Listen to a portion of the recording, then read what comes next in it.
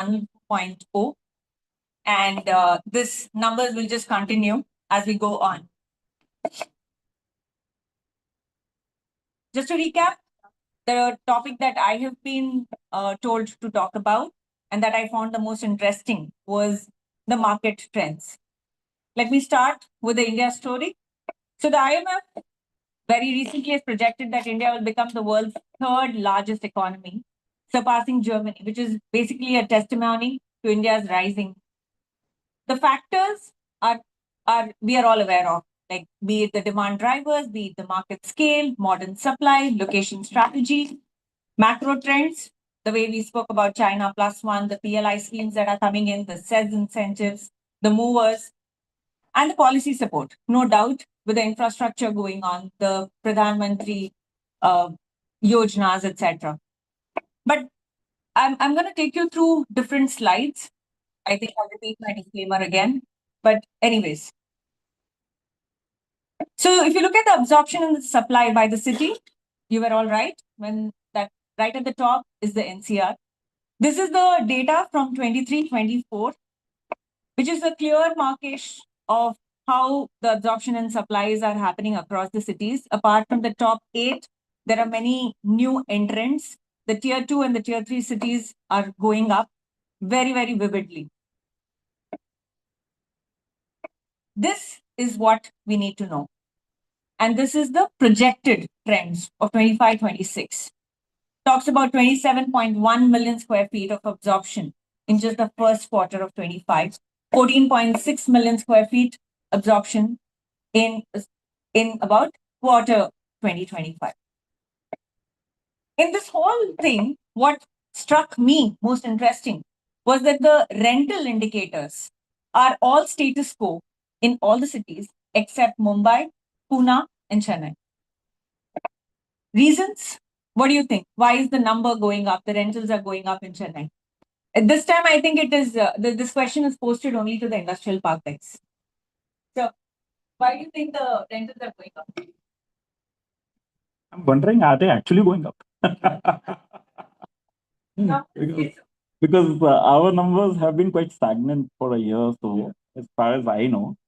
But yeah, I think certain micro markets, if we talk about, the numbers are going up because of the land prices. And also the construction cost has been quite disruptive for last 1 year. For those reasons, yes, the numbers will change in some micro markets, but externally the supplies are coming up. And due to that, we might have some stagnant prices also. So that's my opinion, but yeah, you can. Please clarify your reports. What about, so while Sir shared the scenario of Sri Peramadur and Polivakam, let's hear it.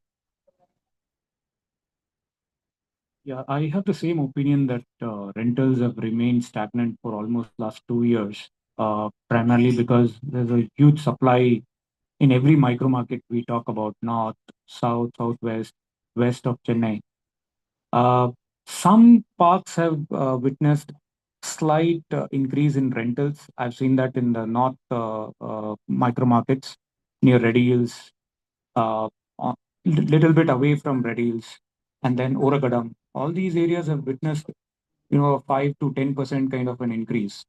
But largely it has remained stagnant because tenants are not looking at just rentals. They're looking at, convenience. They're looking at locations which are even 10 kilometers away, but still providing a grade A facility.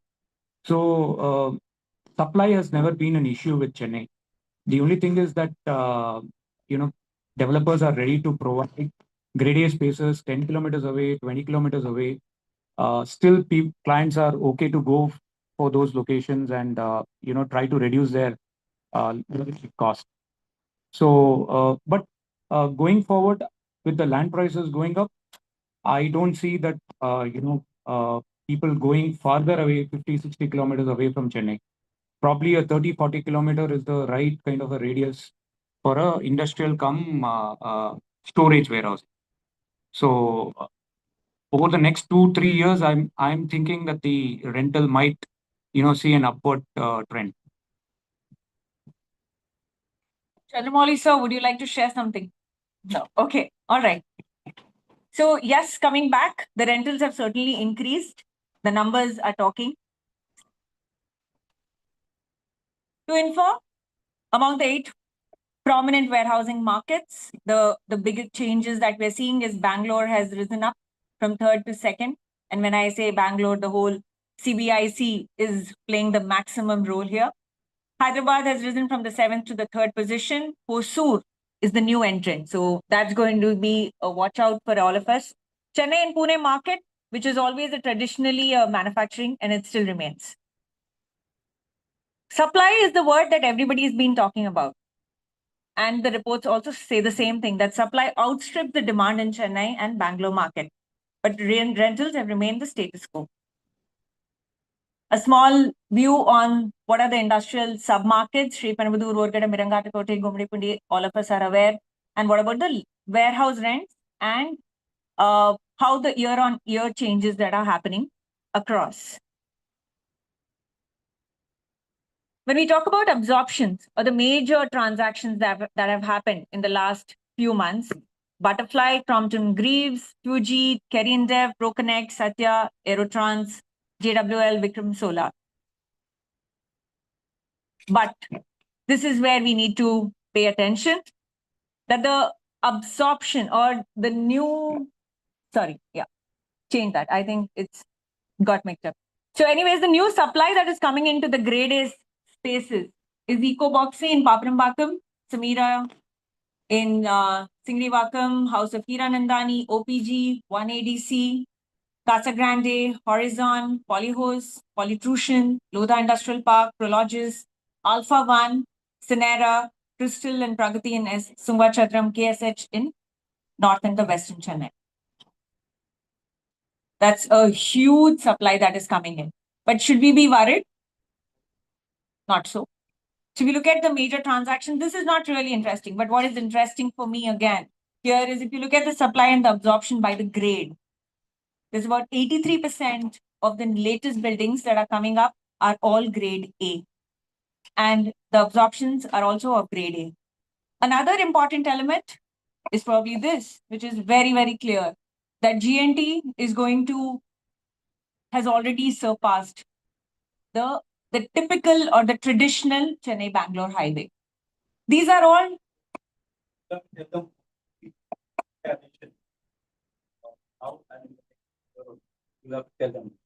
So I think. You said 83%, but approximately what's going to be the absorption in the next year? Because that determines the pricing of the market. So we are looking at a huge influx of absorption as well. But what is the game changer is that it's just not about building a shed, but it's about building the right spec in the right location. That is what will ensure the absorption. No. So we'll capture this, a very, very valid point that you have asked, and that is a point that we're going to capture in the next sequence. But I'll probably take this forward. 5 major takeaways that I had after analyzing this report was that Chennai and Tamil Nadu is and will always be the league number 1 in terms of manufacturing. North Chennai is the next hotspot. Very evident. Land prices are still manageable. And that is what is the one that impacts the ROI. Connectivity to the city, no doubt. And expansion of the role of 3PL from the typical logistic to manufacturing. In fact, one report of IPCs show that it has already beaten the West Chennai. Grade A buildings are the in thing. I think from Anup sir, from Kamal sir, one common word, whether it is Sri Perumbudur or whether it is Puduvoyal, was the grade A. Interesting thing that we need to note is that 30% of the new supply that is coming up is not for BTS, but speculative.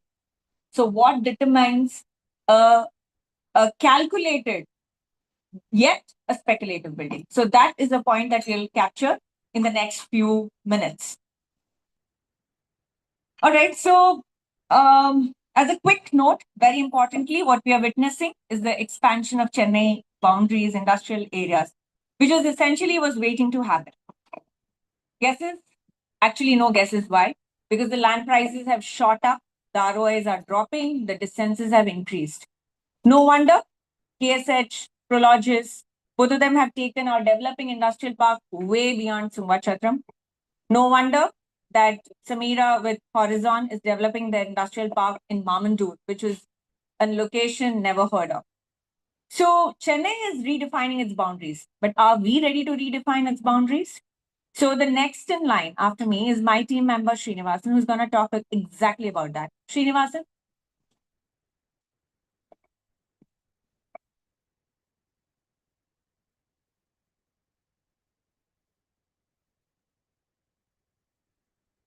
Good morning. I'm Srinivasan from Madras leasing team, and I know 90% of property in the market, in Chennai market, and I'm going to talk about the expansions of Chennai boundaries. சென்னையோட boundaries 40 கிலோமீட்டர்ல 40 கிலோமீட்டர்ஸ்ல இருந்து இப்போ 100 kilometres expand ஆயிருக்கு. அதுக்கு முக்கியமான காரணமா இருக்கிறது வந்து industrial development. Industrial development start from the north. இதுக்கு முன்னாடி நார்த் மாதவரம் தாண்டி யாரும் போக விரும்புறது.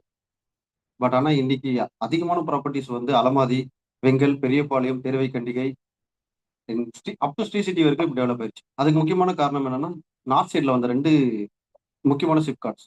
ஒன்று தேர்வைக்கண்டிகை அண்ட் மானலூர் சிப்காட் அப்கமிங். இப்போ 1200 ஏக்கர்ஸ்ல மானலூர் சிப்காட் வரப்போகுது. ஸ்பெசிஃபிக்கா வந்து அது ஈவிக்காக வருது. அதோட காரணமாக தான் சென்னையோட பவுண்டரிஸ் வந்து ரொம்ப எக்ஸ்பேண்ட் ஆயிருக்கு. கும்மிடி பூண்டியோட நிற்காம அது ஆல்மோஸ்ட் நாயுடுபேட்டை வரைக்கும் எக்ஸ்பேண்ட் ஆயிருக்கு. ஸ்ரீ சிட்டி வந்து ஆந்திரால இருக்கிற மாதிரி தான் இருக்கும். பட் ஆனால் அதுல நிறைய அட்வான்டேஜஸ் வந்து தமிழ்நாடு. இந்த வெஸ்டர்ன் பார்ட் ஆஃப் சென்னை பார்க்க சொல்ல பூந்தமல்லி, திருமலையை தாண்டி யாருமே வந்து இருங்காட்டுக்கோட்டைக்கு அப்புறம் யாருமே போக ரெடியா இல்லை. ஒரகடம், ஸ்ரீபெரும்புதூர் வந்து ரொம்ப தூரமா இருந்துச்சு எல்லாரும். இன்னைக்கு இண்டஸ்ட்ரியலே சென்டர் ஆஃப் த ஹப்பா வந்து ஒரகடமும் வாலாஜாபாத், ஸ்ரீபெரும்புதூர் தான் இருக்கு. அதோட எக்ஸ்பென்ஷன் தான் இன்னைக்கு நம்ம சென்னையோட எக்ஸ்பென்ஷனா இண்டஸ்ட்ரியல் எஸ்டேட் பார்க்குறோம். காஞ்சிபுரம் தாண்டி ராணிப்பேட்டை வரைக்கும் போயிருக்கு. அதுக்கு மிக முக்கியமான காரணமா வந்து பணப்பாக்கத்தில் வரக்கூடிய 1200 ஏக்கர்ஸ் ஷிப்காட் அண்ட் 500 ஏக்கர்ஸ்ல வரக்கூடிய ஜேஎல்ஆரோட பிளான்ட் தான். இது காரணமா வந்து நிறைய இண்டஸ்ட்ரியல் பார்க்கு சென்னை பெங்களூர் ஹைவேல வரதை நம்ம பார்க்குறோம். துங்காச்சத்திரம் மட்டும் யாரும் போக ரெடியா இல்லை. இன்னைக்கு துங்காச்சத்திரம் அப்புறம் நிறைய 2-3 இண்டஸ்ட்ரியல் பார்க். இன் சவுதர்ன் பார்ட் கிண்டி, திருமுடிவாக்கம் தாண்டி, மறைமலை நகர் தாண்டி ஃபுல்லாகி, மேல் ரோசாபுரம் ஃபுல்லாகி, செங்கல்பட் மகேந்திரா வேர்ல்ட் சிட்டி தாண்டி, செங்கல்பட்டு தாண்டி இன்னைக்கு மாமண்டூர் வரைக்கும் எக்ஸ்பேண்ட் ஆகி போயிடுச்சு. அதோட எக்ஸ்பென்ஷன் வந்து திண்டிவனம் வரைக்கும் போயிடுச்சு. திண்டிவனத்துல 800 ஏக்கர்ஸ்ல ஒரு சிப்காட் வருது. மெயினா ஸ்பெசிஃபிக்கா அது வந்து பீவரேஜஸ்க்கும் அண்ட் ஃபார்மசிட்டிக்கும் இருக்கு. வெஸ்டர்ன் பார்ட்ல நான் மறந்துட்டேன். ஷெய்யார் ரொம்ப முக்கியமான ரோல். காஞ்சிபுரம் அந்த சரௌண்டிங், வாலாஜாபாத் அது சரௌண்டிங் டெவலப் ஆகிறதுக்கு மிக முக்கியமானது. ஏன்னா ரெட் கேட்டகரி வந்து இப்போ சிட்டி உள்ள சென்னையில எங்கேயுமே கிடைக்கல. எக்ஸப்ட் செய்யாத தவிர நமக்கு ரெட் ஜோன்ல எங்கேயுமே கிடைக்காது. அதனால அந்த பார்ட் அப்படியே நிறைய எக்ஸ்பென்ஷன் சென்னையோட பவுண்டரிஸ் வந்து எக்ஸ்பென்ஷன் ஆகிறதுக்கு மிக முக்கியமான காரணமா இருந்துச்சு. இந்த சவுத்ல திண்டிவனம் வரைக்கும் போயிடுச்சு. புது சிப்காட் வந்து செய்யூர் இன் பிட்வீன் ஜிஎஸ்க்கும் ஓஎம்ஆருக்கும் நடுவில் வருது 800 ஏக்கர்ஸ்ல. அதோட காரணமா தான் இது சென்னையோட இது. ஆல் ஓவர் தமிழ்நாடு பார்க்க சொல்ல எல்லாருக்குமே தெரியும், Hosur is the EV capital of India. Ather, Ola, Tata electronics எல்லாமே அங்க இருக்கு. அதோட இம்பேக்ட் தான் டாப் 10ல வந்திருக்கு. அதுக்கப்புறம் கோயம்புத்தூர் வந்து India number 1 manufacturing district. 50% of water pump, 40% of above 40% of water pumps manufacturing வந்து கோயம்புத்தூர்ல தான் வருது. அண்ட் கோயம்புத்தூர்ல ஒரு சிப்காட் கூட கிடையாது. அதுக்கப்புறம்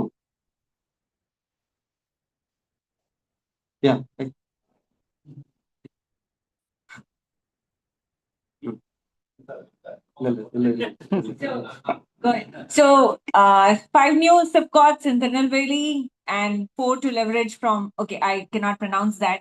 So, Shanif, you'll have to pronounce that port. It's called Viñam. Now I want to know who can pronounce it exactly the same.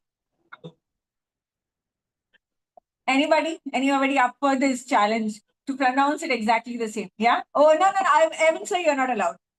Anybody else? Yeah? Okay. Yeah. Right. It is Viñam.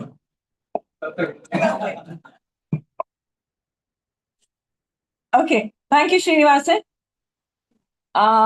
So as Amit always keeps telling me, you can't learn when you're sitting in the office. Just take your car and drive. And it's high time that I do it because all these names I'm familiar with, but only in books. So Aarti, next time we are going out for a long drive. Okay, so whether it is Senera, whether it is Wellspun, whether it is CCI, one common thread that everybody is talking about is grade A. Each one of us likes to believe that we are making the grade A because, yes, undoubtedly, we are making the best to our knowledge. But is that enough? And is that a grade A? So I have Shanif from my team who will demystify the word grade A. Right. Good morning, everyone. So it's a pleasure to stand before such an amazing gathering. So I'll be giving a slight insight into the word grade A. So we are seeing a rise in demand for warehousing and in throughout India. But when it comes to Chennai, it's not just warehousing. Actually, Chennai is a manufacturing-driven market, right? So the demand is for not just warehouses; it's more for industrial sheds, which suit the manufacturing plants, right? So uh, with the rise of demand comes with the higher expectation from the stakeholders. I'm not just talking about global companies. The domestic companies also are only looking at properties which are efficient, modern, sustainable, and statutory compliant. So that's where grade A warehouse comes into play. So what defines grade A? Is there a standard like BIS benchmark or anything? As of till now, it was not there. But thanks to the effort of Department for Promotion of Industries and Internal Trade, DPIIT, so they have now come up with a standard which defines grade A warehouse. So let's look at the features standards which is set by DPIIT. So first one, structure. It should be a PEB, pre-engineered building. Okay. So anyway, that's common only. Clear height, 10 to 12 meters minimum. So when we say clear height, I think everybody knows, I believe everybody knows it's calculated under the eaves, not at the center. So the clear height should be 10 to 12 meters. Flooring should be FM2 grade and 5 to 10 meter capacity. Floor load capacity should be there. And when it comes to dock to door ratio, one dock per 8,000 to 10,000 square feet. This is to support warehousing operation. When it comes to industrial, it's much lesser, but we can take this as a standard. Dock levelers is a mandatory. But when it comes to fire safety, sprinklers or hydrants, it's actually related to the tenant requirement who is coming into the shed. And column spacing, even if it is low, 9 to 12 meters is very standard or basic. We need higher space for the efficient movement of MHE and everything, but still, at least we now have a standard. And for the overall park area, truck movement area should be there. Ample parking and turning radius should be there. So we are commonly seeing apron length of 40 feet, which is suitable for the current 40 feet trailers. But we are expecting super highways, which are 60 feet. So if you are looking for future, it's best to take that into consideration also.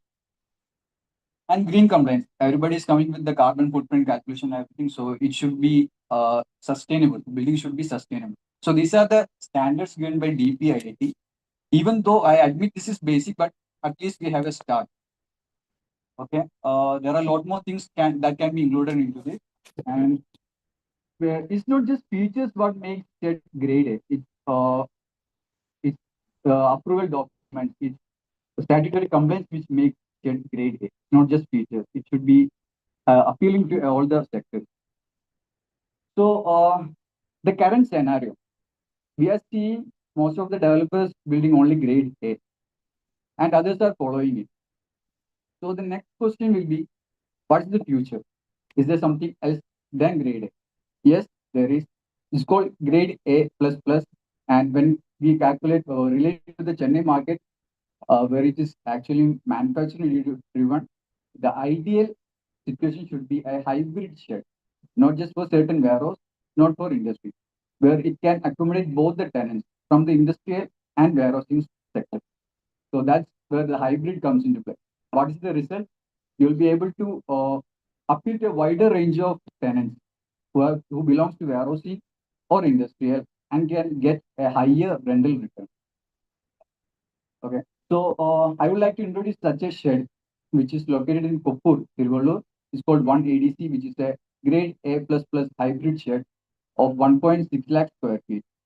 Such a high standards which was never seen in the market before, and it was able to achieve an amazing 30% higher rental return than the normal market, and with a 15-year locking period.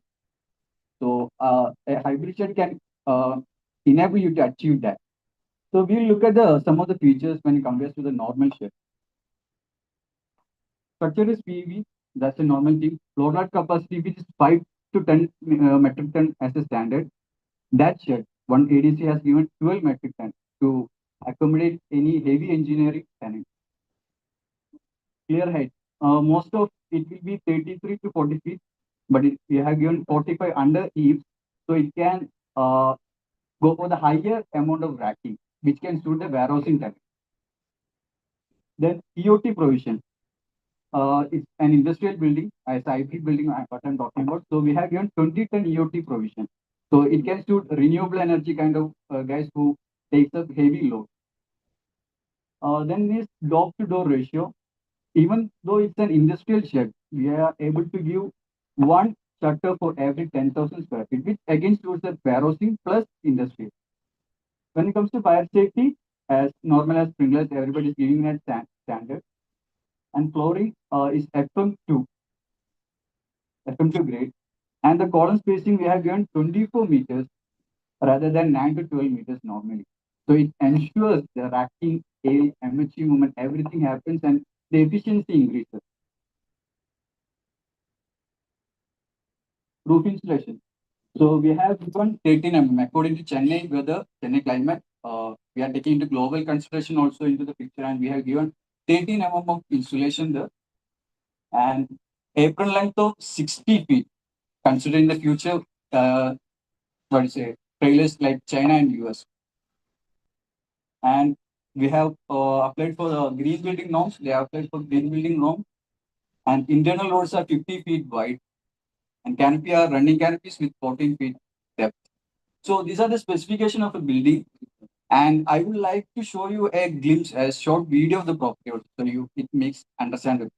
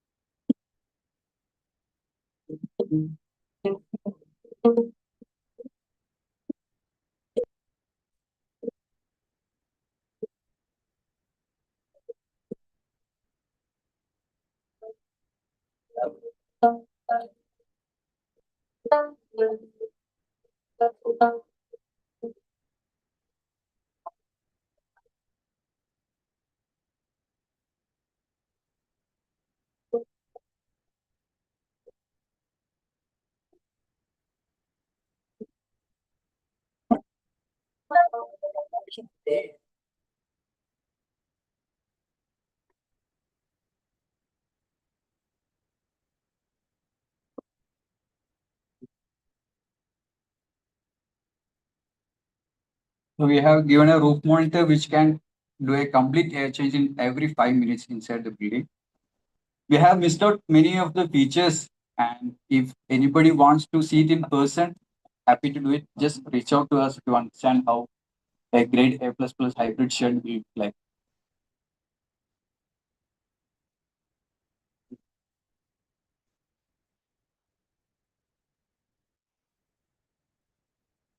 What is notable is probably the transverse bay, which is not commonly found at all. So this particular shed had a transverse crane running across, which enables that at any point your movement of goods can happen across and all over, all three ways. So as Shanav said, we'd be very happy if you would like to have a viewing.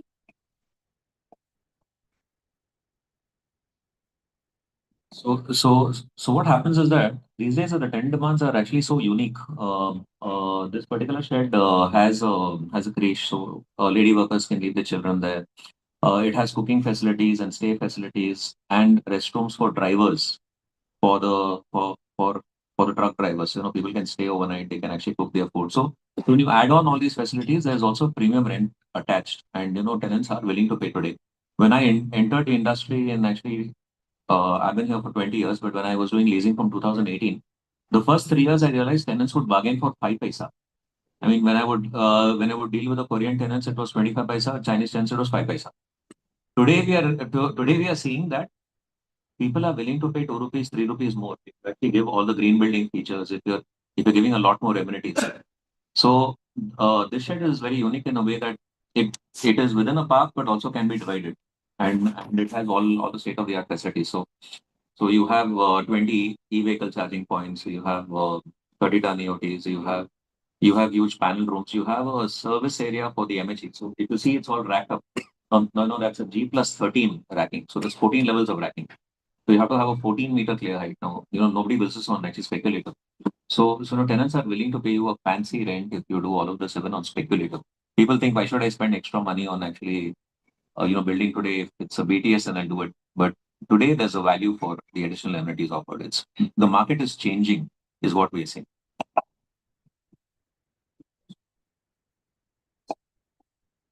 So this shed, being unique in a lot of ways, costed about 2,600 rupees.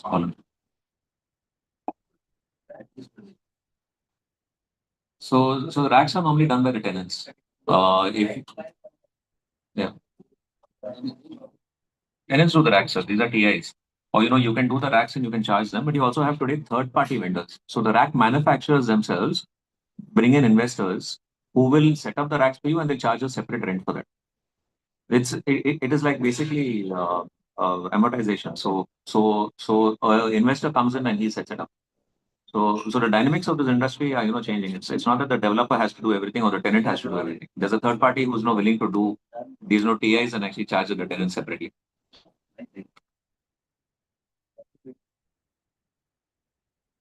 Yeah, so I believe the success of this shed depends upon the design, expertise in the design. So we have it has taken into consideration from the players from warehousing, automobile, renewable energy, and heavy engineering. So we have taken all those inputs and made it into a shed and given all those features. That's what the success of this shed and was able to bring an amazing 30% premium rental than the market. So design is a key part in the construction of a warehouse. And to discuss about that, I would like to invite Ms. Bharti. Thank you. Hello everyone, I'm Bharti Madhavan. It's pleasure to see you all in one place, and most of the faces are familiar to me, and I have met them as part of my business development meeting, and as also for setting up meetings, I have already contacted many of you. So over the course of conversation with all the share owners, I understood that they have sheds, vacant land available, and they want to have a build to suit tenants. How easy it is to get a build to suit tenants? Can anybody answer? Anybody? Anyone else? Yes. It's very difficult. Contact. It's very difficult. Honestly. It's not possible to get a tenant for BTS on a vacant land. Yes. The main challenge lies over here is the completion. The tenant, they want the building to be delivered to them for possession on time because they purely depend on the timeline we have given for them. So how to address this? And I have a ROI working.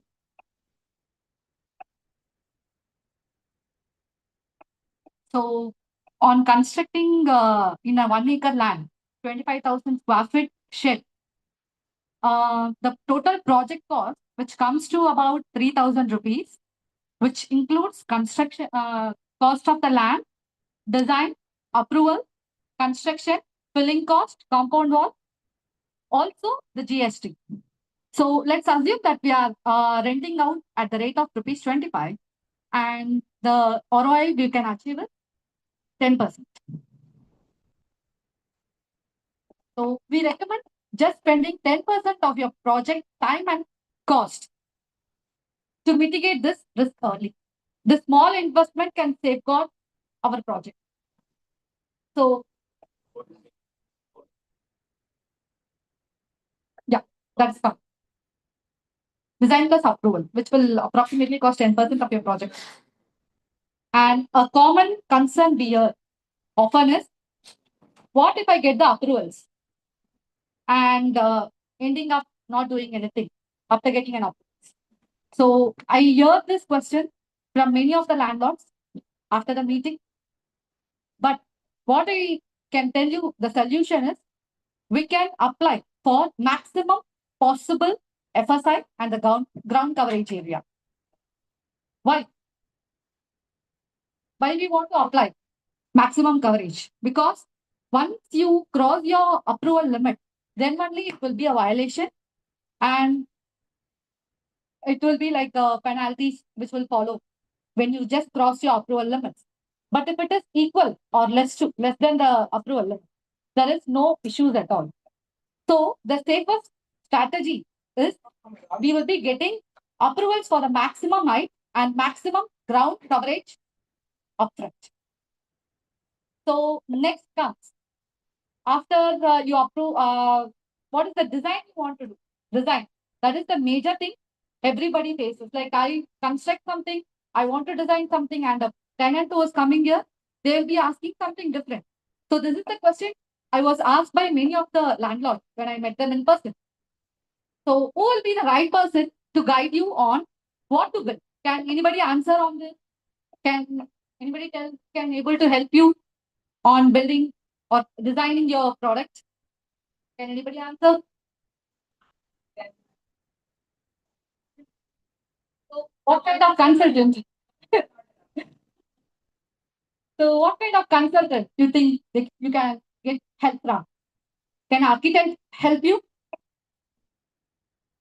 So a professional broker who always deals with tenants, who always meets the tenant and understand the micro market and what is the requirement of the exact tenant requires in the market. And the next thing, what I want to tell you is, like they may be having a long time relationship in leasing their spaces and have built a reputation on results. So only a professional broker, they can able to help you out on how to design your building based on the micro market requirements and the tenant needs. So the next thing will be, design is a market driven and not investors driven. Most investors don't have visibility into what the end tenants needs. That's why it's critical to market intelligence and tenant insights guide design decisions, not on assumptions. Today, the buzzword in the industrial real estate is hybrid buildings, which can suit for manufacturing, storage, logistics, assembly, everything. So these kind of multi-functional spaces is flexible and they are high in demand. It will reduce your vacancy risk and appeal to a broader tenant base. The next thing I want to tell you is design. That is a strategic advantage. When you design right, good design helps us to lease faster, attract better tenants, commands 30% of rentals, additional rentals, improve operational efficiency, future-proof your asset. And the next thing is the main important thing every landlord says is, when the shed gets empty, who will be coming next? That is the major issue all the landlords face. So the design that will be the most important thing when you do your industrial shed. Refill the shed quickly, if a tenant exists. Your good design will help you to refill your shed. So even in a BTS, we always think that how easy will it to lease again with the tenant? Before doing for a BTS, some tenant may ask, I want only 15 feet of height. But the standard market standard, if we maintain, it will be easy for everybody. And even a tenant package, you can able to refill your shed. And last, to close the design, let the expert do what they know better on the design and invest in smart strategic design. It costs just less than 1% of your overall project cost, and it makes the biggest impact on long return. Let's design your shed, not just to build, to perform. Thank you.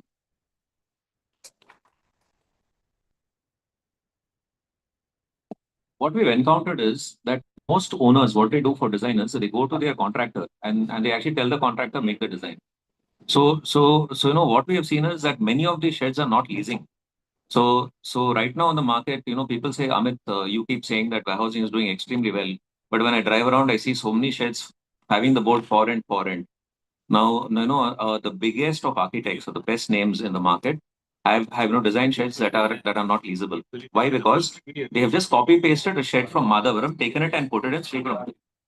Now the requirement of the tenant in Sriperumbudur is completely different. So because of which that even though you go to a big brand or you go to the best architect, your shed is still going to stay vacant. And design hardly costs you 20 rupees a square foot. So we always tell people, spend that 20 rupees. Don't try to cut corners, saving on the 20 bucks. Also, when you speak about BTS, when a tenant comes for BTS, I mean, who's he going to choose? Is he going to choose 5 people who have a vacant land and say, get me a tenant? Or is he going to choose that one person who has already done his design and actually got his approval? Answer is very clear, right? Obviously, the tenant is going to choose the person who already has an approval because he has the confidence that this person is serious. He has invested money. So whatever customization happens on top. So you could always go ahead, get your approval, do a good design, get your approval, start your foundation, and then do your customization later. So you need to build confidence in the tenant to be able to lease a shed. Out of the 3,000 rupees, if you're probably going to spend 20 rupees on your design and 130 rupees on your approval, that 150 makes you way ahead of the person who has not spent even 1 rupee. So design and design and approval are the basic things that you should do if you're looking to have a BTS. And approvals are valid for 3 years, and you also don't have a CC. So that again is an important aspect. Yeah, Arihant is laughing over there because he's actually talking about the new compliance under single window, which is called building permit. I will I will also address that later. I hope nobody faces that issue. Yeah, so a lot of new compliances are coming up. See, what's happened is that while the law says that there's no CC, there is a fear from the point of view of a mishap in the shed. So the insurance companies can actually reject your claim if your shed is not as built. You have a technical term called as built to your plan. So while you don't have a CC, there is something known as building permit. So the building permit is something that comes through single window clearance, and it's always better to have the building permit so that your insurance claims are not rejected later. So this is a new compliance which most people are not aware of, but insurance claims are insurance is trying to reject claims on actually flimsy reasons. You would have also read that one person who was admitted in hospital, his phone was with his wife, so she was going around the place while he was at the time having a surgery, perhaps, and the insurance claim rejected. Insurance company rejected the claim, saying, "Boss, you didn't get operated at that time. You were traveling." Looking at Google history. So for the flimsiest of reasons, insurance companies are actually looking to reject the claim. So even though CC is not compulsory, it is better to get a building permit, which is equal to a CC. Thank you. So thank you, Bharti. Your passion towards design is pretty evident. So while design, yes. Can I dwell on this to just elaborate? Because many times when we have a plan and post facto we do some iterations with it. So why does that, why can't the government or some, what is the way around it to get those things normalized, or like, normalization of building scheme which comes? Does it come? How does it affect everyone? See, typically, whenever you make any building, there's always going to be a variation. Now, no, there are variations that happen by chance and some by choice. So your choiceful variations are you decided to extend, or you decided to cut something, then you definitely have to go for a revised approved plan. Very good. It is it depends on when you apply and where you apply. Now, if you do it after that particular period, after a period of 3 years or 5 years, then it becomes as good as a new plan. So you'll have to pay your fees all over again. But if you're doing it within that 3-year period of your approval, then you can always do a revised building plan. So in the revised building plan, for as long as you haven't broken 5 major your requirements, which is your height, you don't classify as MSD, your setbacks, your parking requirements, your no OSR. So if these 4-5 things are in place, a revised building plan becomes easy to get. But you have to do it within that 3 years of getting your approval. Now, the other one is, I said these are the changes by choice. There are changes by chance. That means when you are making a building, probably your contractor extended 3 inches or 6 inches or maybe 1 foot by chance. So those you have to take something known as a as-built drawing, and if the variation is not exceeding 2 to 3%, it doesn't cause too much of an issue in your insurance claim. Now, nobody's going to come and demolish your building for 2 to 3%. But your as-built drawing is something which, if you can get a building permit for, which is equal to a CC, and you attach it, give it to your insurance company at the time of taking your insurance policy, then you don't have an issue. Insurance has become a cause of concern today. That is one, thorn in the flesh right now. So a lot of companies are following statutory to the T, right? Complete. Thank you. So while the new buzzword that we are hearing is design and hybrid buildings, while that certainly impacts your vacancy rate, what do you think impacts the ROI? Undoubtedly, the timely delivery and the execution process, because that again will impact your interest rates, etc. So let's dwell on the new construction technologies. We have Krishnamurthy sir talking about it. Hi, good afternoon all. See, this is Krishnamurthy. I'm in the industry for nearly 2 decades.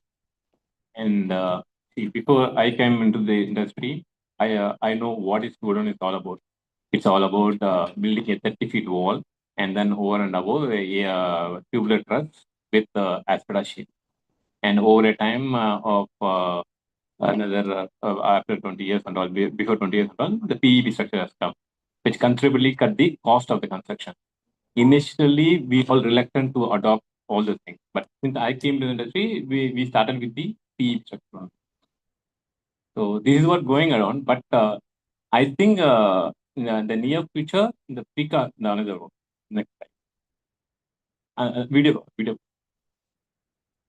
This will be the future actually. Precast concrete. Then there's a video of 30 seconds only. Yes. Yeah. You can. It's actually it's been recorded. In 150 days, it is nearly 120,000 square feet of shed. It has been built in 150 days.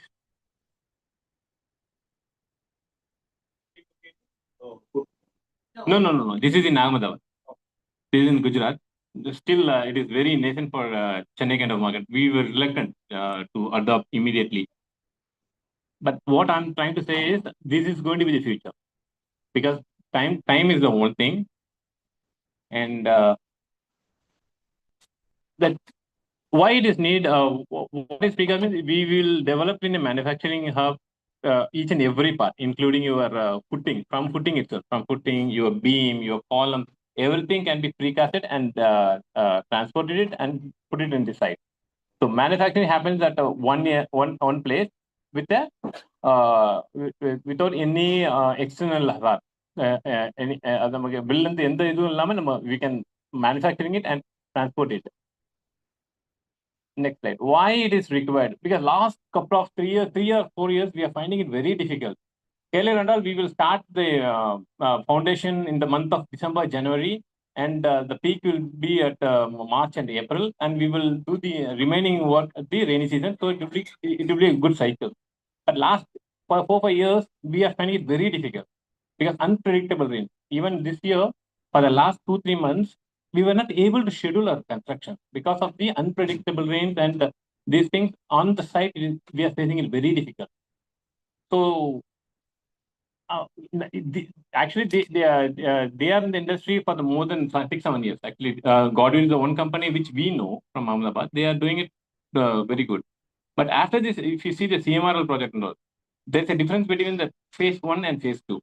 Phase 1 took a long time, and whereas with this precast model, they have taken nearly 100+ acres around Punnamalli to Madavaram, and they are precasting it and they are executing the project.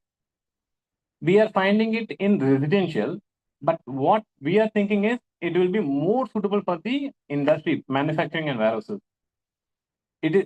I think in a very near future we need to adopt this only because of the natural things. It is very difficult. Yes, the advantages, some main benefit is it all cast in a controlled environment. So it's eliminating your weather problems, and it can be installed immediately. And it is fire resistant, waterproof, weatherproof, and resistant from rust and all. Assembling on site is very quick, and it also requires very less labor because it is more of a technology driven. And even at the execution point, it is actually more of crane and all the machinery is only we will operate it. Yes, of course, it involves there is an incremental cost of 200 rupees, but the time frame for this, the one which we saw, it is 150 days. In a normal scenario for a PEB completion, I'm talking about all the weather conditions are good, it will take 9 to 10 months of the same point. So I think there will be a savings of 4 months in terms of money and time. And it will also add value addition when we're talking about VDS and all. If we are able to deliver within 5 to 6 months, I don't think they will hesitate to sign a BTS. So if you ask me whether it will, the two Chennai and Madras is very conservative market. We will adopt it soon. I don't think so, but it will take some more time. But it is inevitable. We all have to move to peak growth. Yeah. Yeah.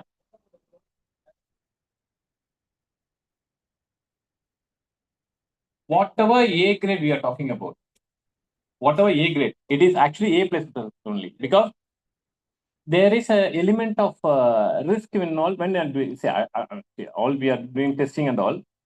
It is there, but again, when it comes to precast, it is so structured and it has been done in a proper manufacturing way. And what the floor bearing capacity all has been taken into consideration. Yes, yes. So that's what I see when you are talking, all of them are talking about grade A, this take care of those aspects. But the only thing is the cost which is involved. And another flip point is only if it is feasible right now, only if it is feasible only for 1 lakh, 1.5 lakh, 2 lakh square feet. I don't think so. It will definitely when the scale increases, when the it's like a manufacturing company, when it scale increases, cost will also come down, and it is also will be feasible for 10,000, 15,000, 20,000. But it might take some time, but this is inevitable because of the weather condition right now we are facing in Chennai. Main advantage is not about that. Yeah, that is the. So to be put in short, I've done a lot of research in actually precast. I visited a lot of factories pan India to understand this. The technology comes from Europe, and there are these. They actually make the dies in India. Now, why precast? Two reasons. Very very simple. Number one, when a BTS tenant comes to you, he's not going to wait 10 months or a year. He's going to wait 5 to 6 months. So precast, that is your first solution. So you have a grip on the tenant. Because otherwise he's actually going to go to somebody else. So if you want to have a control on your tenant, precast, but you need the volume like he said. Second, your precast cost is more by 200 rupees. But please note, you are closing it, you are finishing it 4 months earlier. So 4 months earlier, you are recovering nearly 100 rupees. So eventually your cost is only 100 rupees more. And like he said, as time goes and as volume goes, you could set up a precast casting unit in your own site. If you have a 30-acre, 40-acre, it's always good to do precast at your site and deliver faster. So your BTS becomes a lot easier in actually precast.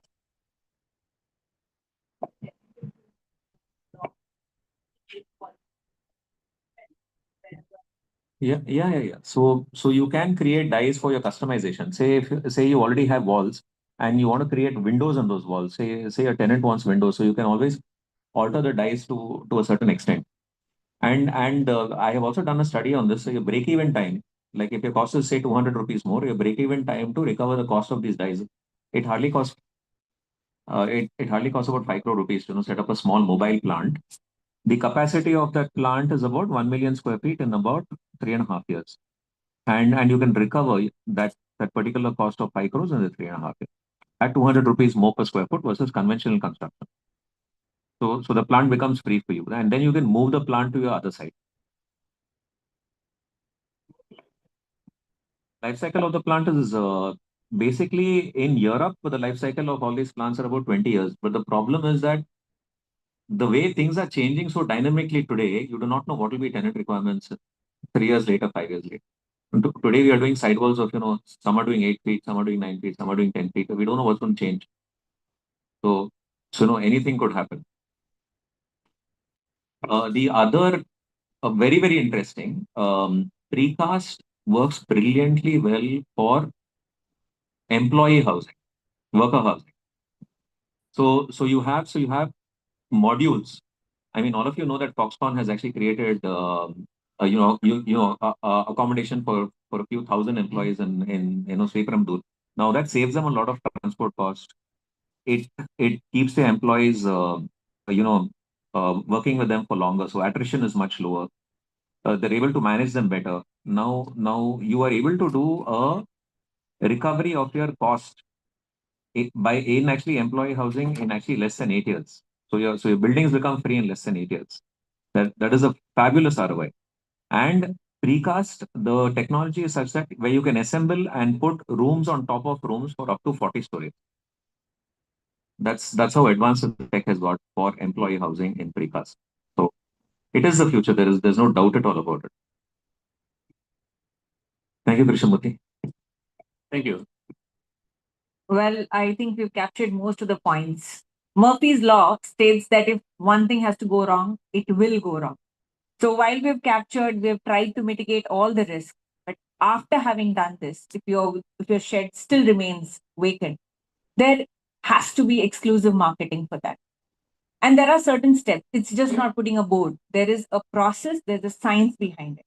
So Shailaja from my team will talk about that.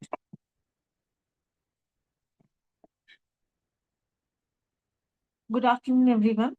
I'm Shailaja Rathod from All Warehouses, and I'm into leasing team past 1.5 years. And I'm very happy to see you all in one place today. And today I'm going to talk about how to market a warehouse, industrial shed and warehouse. Marketing a property is not just listing the property; it is a strategy to make a property visible. The game is show to the property as a perfect match to their requirement that comes with understanding the tenant improvement and requirements. And what here we do for you, step by step, we are going to see now. Like, ever wonder how do people search for their space through Google, and we are number one on it. We make sure your warehouse ranks on top Google searches and is featured across our trusted online platforms. Your listing gets premium visibility. And second thing, strong online promotion. We create a high quality video walkthrough and a dedicated web page on our high traffic site. Plus, we promote it across other real estate classifieds, property portals, and social media platforms. Powerful property profile plus USPS. We build a professional profile that highlights everything tenants care about, like loading access, height, power, compliance, and more. We also just bring out the unique strengths USPs of your warehouse and its location, where its superior connectivity, proximity to a major cluster, a potential for expansion. Work with all brokers and tap every channel. We don't restrict marketing to our team. We work with all local and national brokers, NAR, to ensure your warehouse reaches every possible tenant in the market. Leverage and network. We actively promote your property through our existing tenant base. Logistic groups, 3PL, industrial networks, and partner consultants. This speeds up discovery and increases genuine interest. Market the location, not just the share.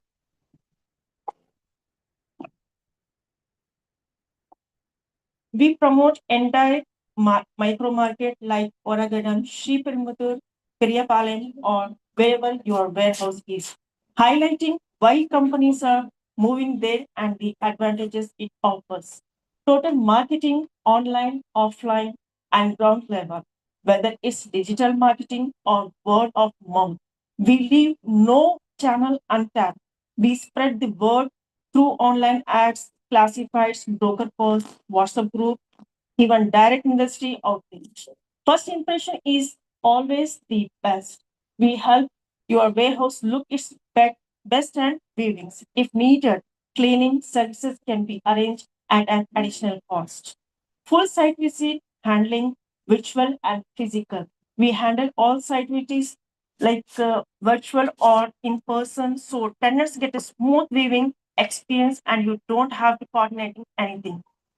Filter the right tenants. We screen every inquiry to bring you only serious and suitable prospects, no time wasters.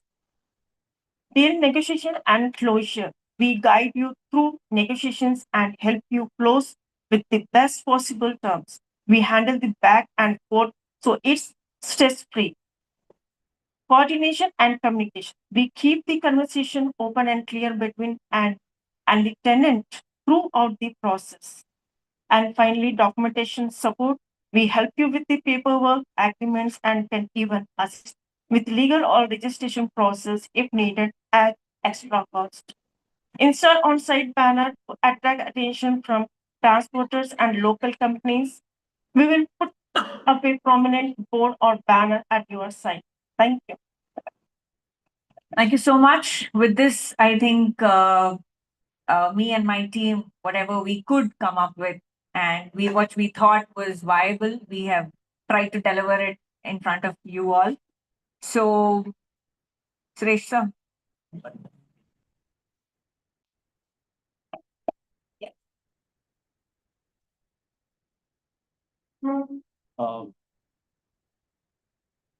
Before I could start, whatever we saw now was all technical related to our business.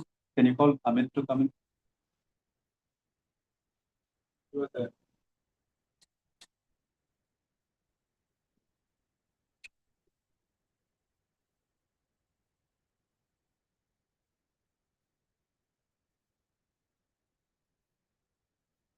All that we spoke and all the data that we could learn all through the. So here I'll just take a moment that the team that you're seeing today, we are only about 2 years into this.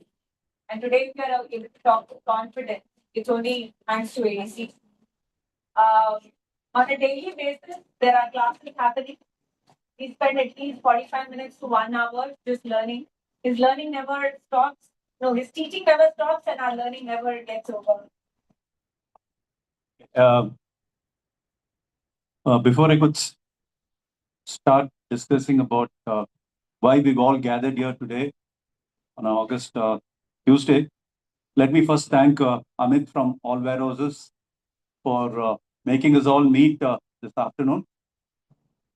And of applause for this gentleman for making Thank you, Amit, and your team for making this happen, well organized.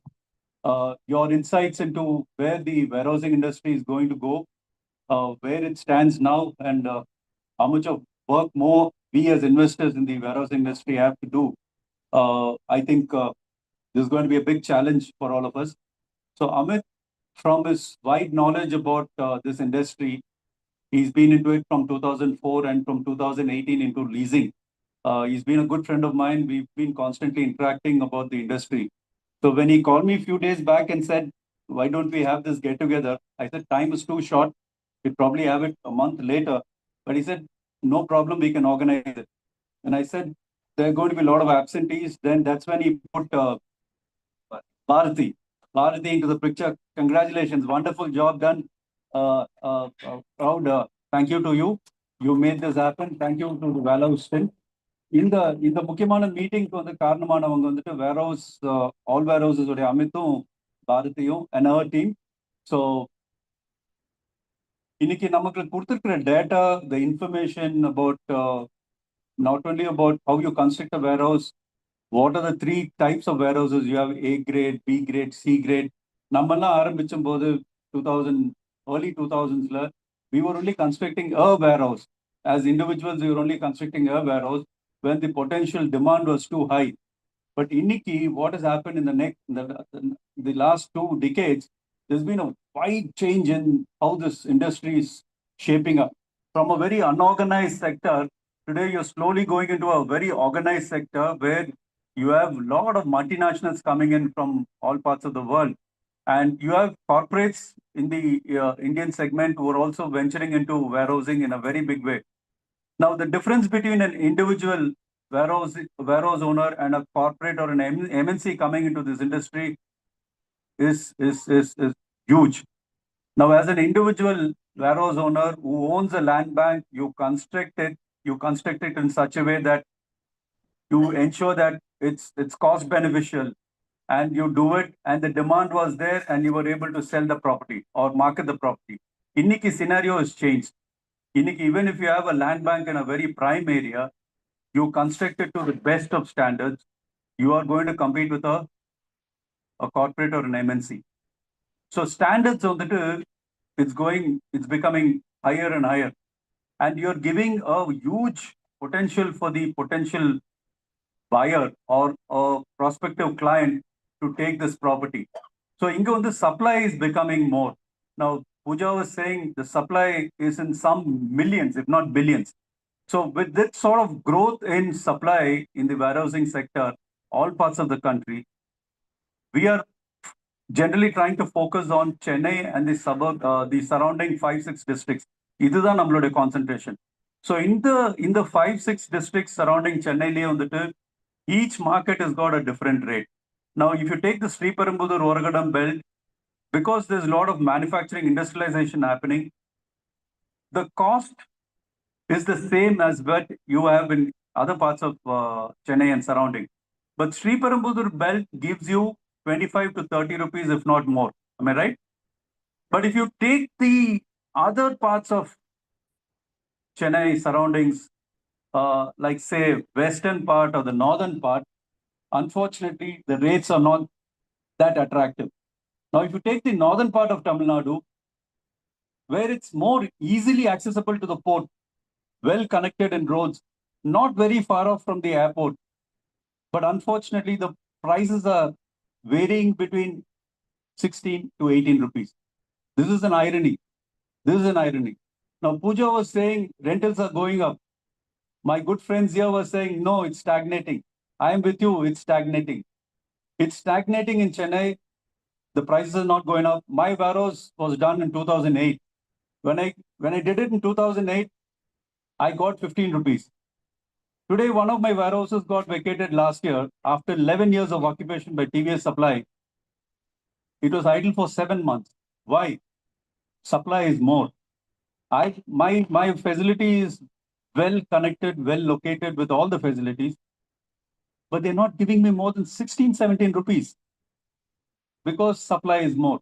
They say somebody is giving me for 12 rupees, somebody is giving me 14 rupees. But when they say 12, 14 rupees, there are a lot of disadvantages in the 12, 14 rupees. They wouldn't say that. They will only say, I'm getting something for 12, 14 rupees. So the buyers are becoming too demanding, too competitive, too aggressive.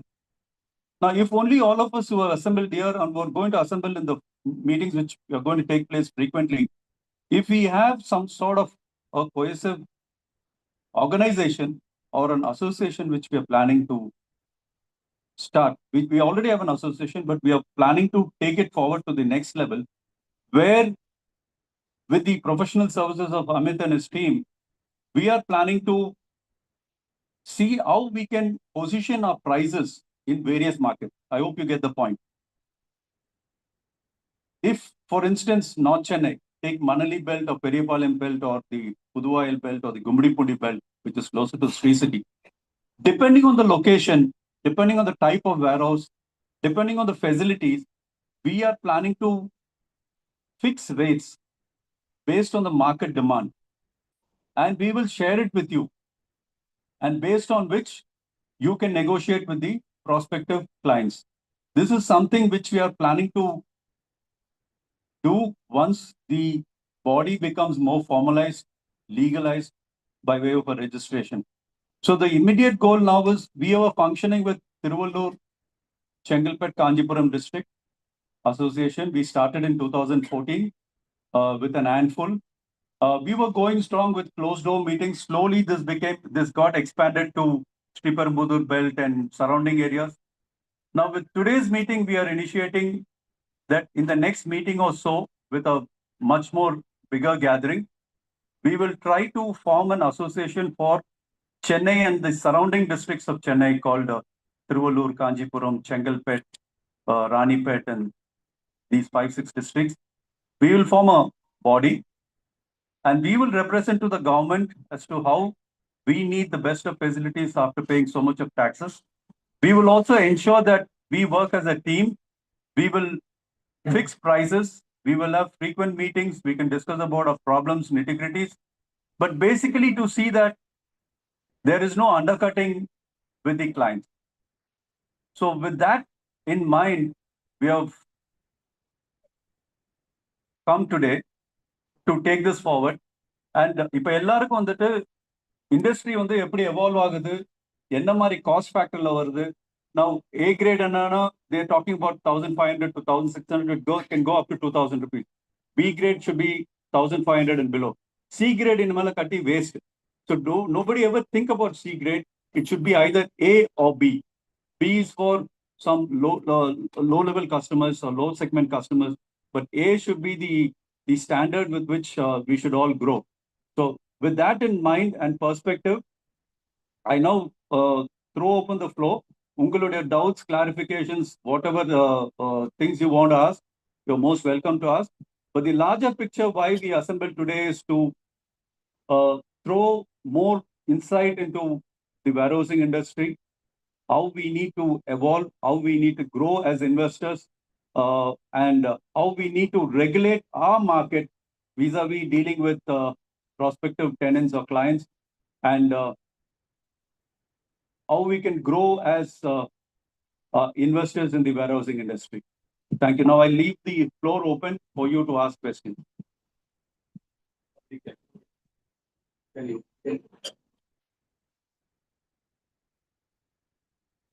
I think take those are the points.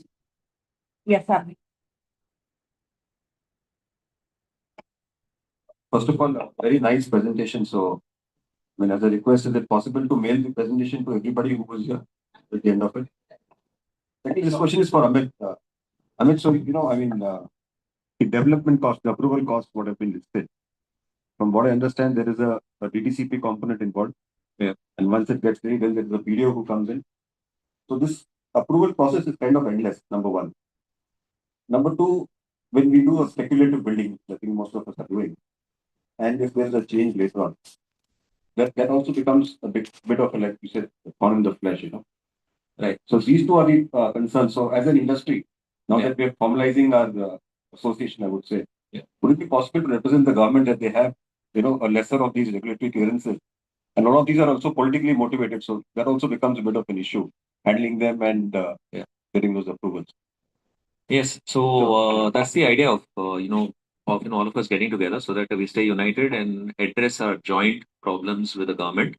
That's primarily the focus. Speaking about the approval cost, there is it varies depending on your guideline value. It's anything between 70 to 90 rupees a square foot. And if you go through single window clearance, your other costs reduce a little bit because you don't need to make the complete payments to everybody. So that's in terms of your approval cost. In terms of your approval, like you said that there'll be changes. So what we always suggest is always go for the maximum ground coverage, just like how Bharti said.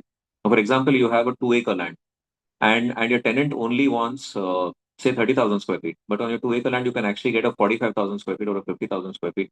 We always recommend going ahead and taking the approval for the maximum area because it's not a big cost in the overall project cost of $3,000 a square foot. Your approval is somewhere around 120, 130. So to maximize your own benefit, you go for the maximum approval. When you build less, you don't get penalized. You don't get questioned. If you exceed is when you get penalized.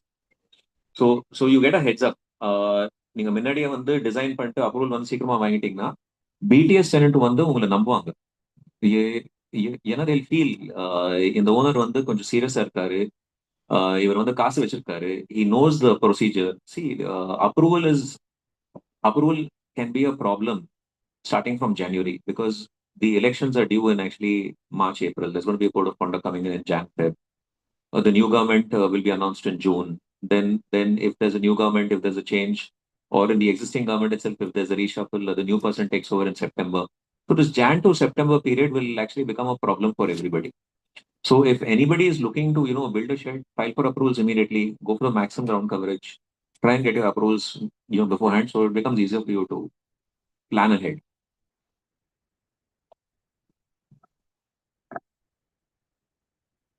See, basically approvals and CC எல்லாம் வந்துட்டு though rules are there, it's ultimately your PR which is going to work. We all know how the system works in the PTCP or CMDA. So it's just left your PR to get it done. You have to use your persuasive skills and that. But having said that, you should not be exceeding too widely in your parameters of approval. If it's going to be a minor correction here and there, I don't think it should be a problem. So I think we can leave it at that. It's just your persuasive skills. Next question. Is there anything else? So if there is any doubt or any clarification, we would be happy. You can reach out to us for whatever we know. Yes, we'll be very happy. With this, I think the forum is open for lunch. But yes, I'll just take a few seconds more. And again, I would like to thank Mr. Suresh sir and Amit sir for this lovely initiative. Sure.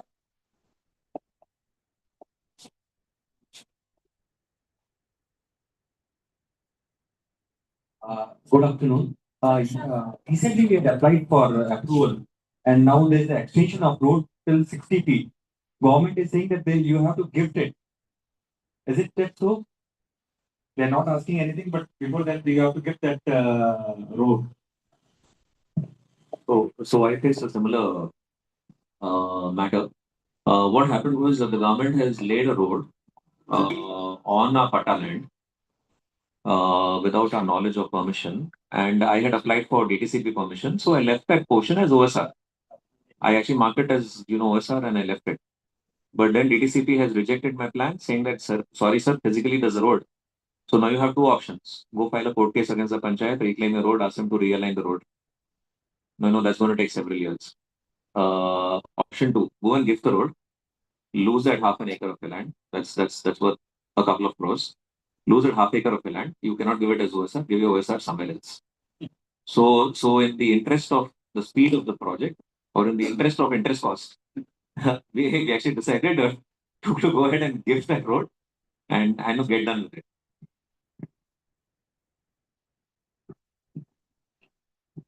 Do we have any more questions?